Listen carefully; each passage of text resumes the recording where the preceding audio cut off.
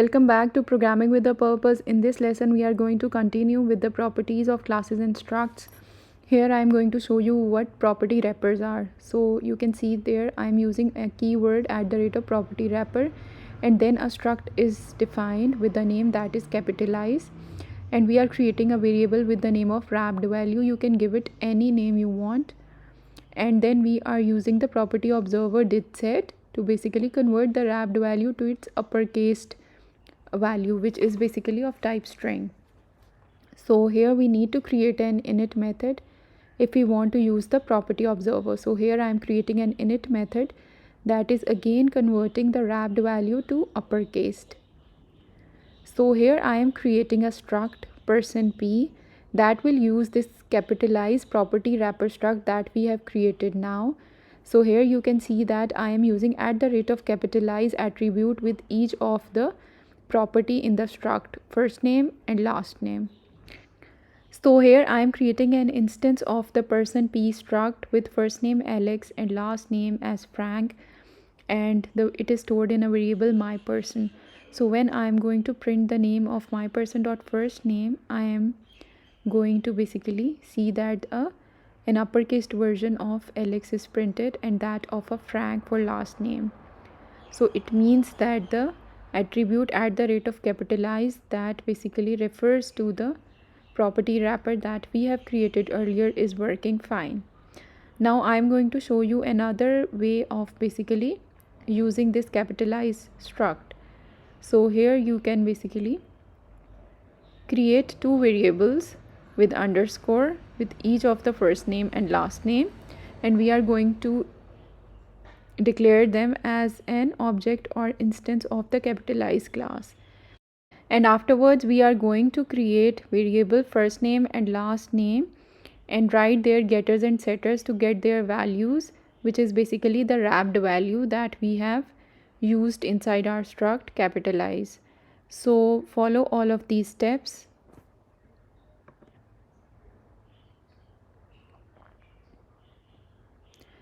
So here you can see that the first name dot wrapped value is set to new value, which is basically a reserved world for a setter, and after that we are setting the last name, and last name dot wrap value is returned in the getter. In the setter we are setting it to basically new value.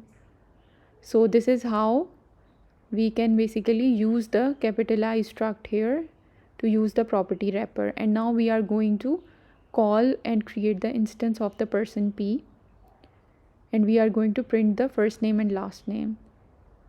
So here I'm setting the first name as Alex, and here I'm going to print the first name and it will be in the uppercase version. So Alex is printed. So it means that we are able to achieve the same results with this different kind of a struct. So here I will be creating another struct, another property wrapper to basically handle that for which of the values I want to perform this capitalization.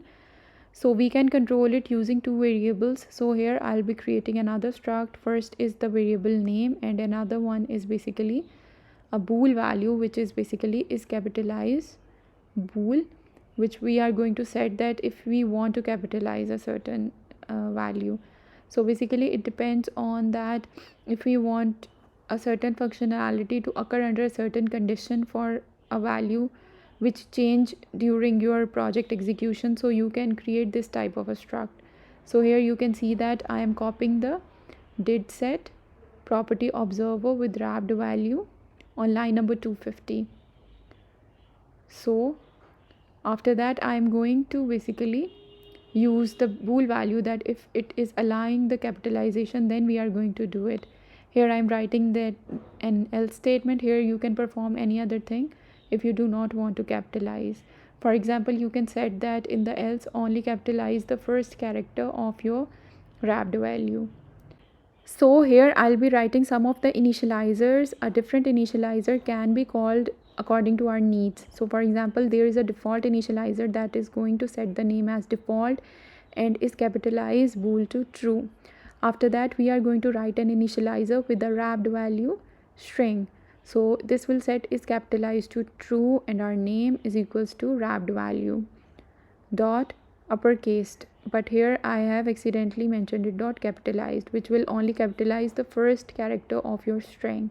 So after that there is another init method that is going to pass both of the values, wrapped value as string and is capitalized as bool. This is basically give us the flexibility to do the capitalization on a certain string or not under certain conditions. So here I am going to set is capitalized, which is basically self dot is capitalized to the value that is passed inside this init method, and after that the name is basically going to be passed with the wrapped value. So the wrapped value is inserted inside our variable name, and this is going to be capitalized if is capitalized is true. If it's not true, we do not need to convert the wrapped value to uppercase. In that case, we just need to assign the wrapped value to our name. So here the else is causing some issue, so I'm going to remove it since it's useless in our case. So there is an error, you can see that return from initializer without initializing all stored properties. So we need to basically set the wrapped property as well. So here I'm setting it just as an empty string, and in the second case just equal to the wrapped value, and in our third init method I'm going to just set it as an empty string, and we will be adjusting it by calling these init method in future according to our needs. So let's call this struct is capitalized, and let's see how this can be called to basically serve the purpose of flexibility with is capitalized true or false, how it will work. So here I'm commenting out the previous code and I'm creating another struct with the %p.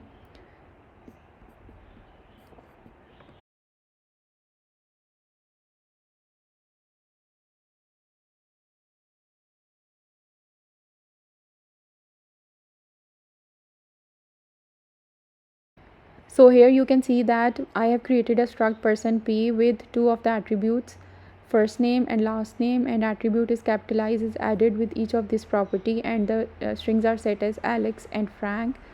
After that I'm creating an instance of the %p, and I'll be printing the first name, and as you can see that Alex is printed. It means that the uppercase part of the wrapped value is not working.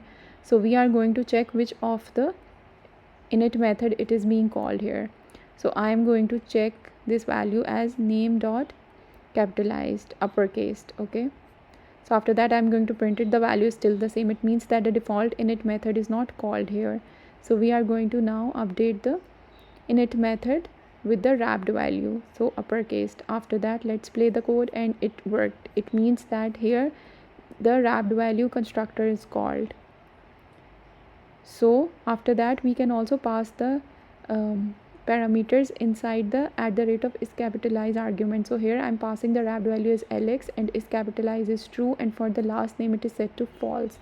Now I am going to print both the first name and last name, and you are going to see the results. So here another issue is basically I haven't set the self dot wrapped value to name, so I've set it there. So Alex is printed. After that I'm printing the last name, and Frank is printed, which is not uppercased as we have written the code. So it is working properly. So you can also do another thing here is basically you can call is capitalized in different ways. Like you can use with @is capitalized for first name, and for the second you can simply pass in the arguments. So this provides you the flexibility to call it in any way you want. So this is all for the property wrapper. So let's move to another type of a property of a class struct and enum, which is basically type property, and it is declared with a keyword static. So basically all of the properties we have discussed so far are instance properties because they are called by placing a dot operator between an instance of a class and the variable name. But here we are going to use the type property, which is basically a single kind of a property with a same value for all of the classes, for all of the instance of the classes as well. So here you can see that I have created a static variable inside my struct %p with maximum salary as 10,000, and after that I am creating an object. But when I am going to print the first name, I am using the person object instance. But when I am going to use the maximum salary, I am going to use the name of the class, which is %p dot maximum salary.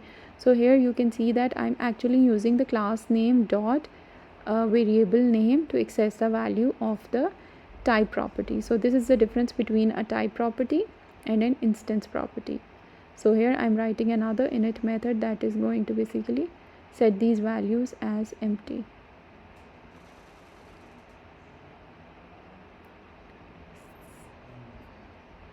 So next we are moving to the methods inside a class, struct or enum.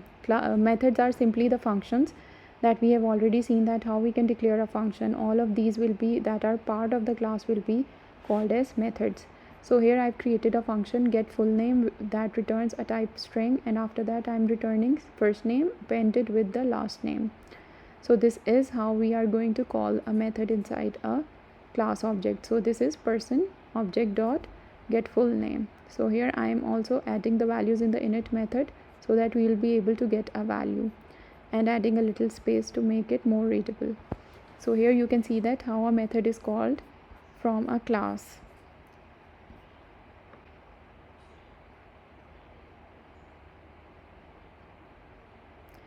Now this method is called an instance method, just like an instance property, because it is called by using the class object dot method name.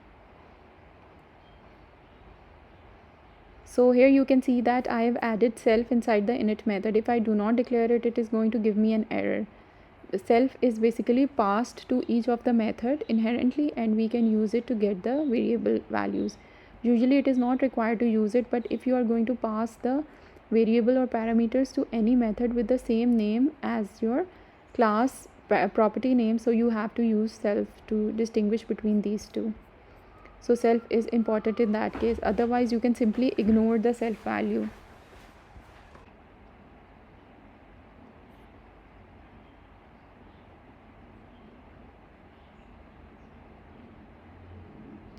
So next we are creating another member function inside our class person P with the name of function add surname, and it is taking a parameter of name with a type string. And what we are doing here is basically updating the self dot first name with this name, and here you can see that we have encountered an error. This is because self is immutable, which means that we cannot update the value of the property from a function which is non-mutating, and all of the functions by default are non-mutating. So here we need to add the mutating keyword, and after that we can update the value. So here self dot first name is appended with the name parameter that we have passed inside this function, and it is going to return self dot first name. So this is how a mutating function can be written inside a class or a struct. So here I am printing the value, and you can see that it is giving me an error, cannot find add surname in scope, because I haven't added the object name dot. So here I have added class instance dot method name, and it's been called with the value that we are going to expect from this function. Now what we are going to do it here is basically we can assign a new value to the self itself.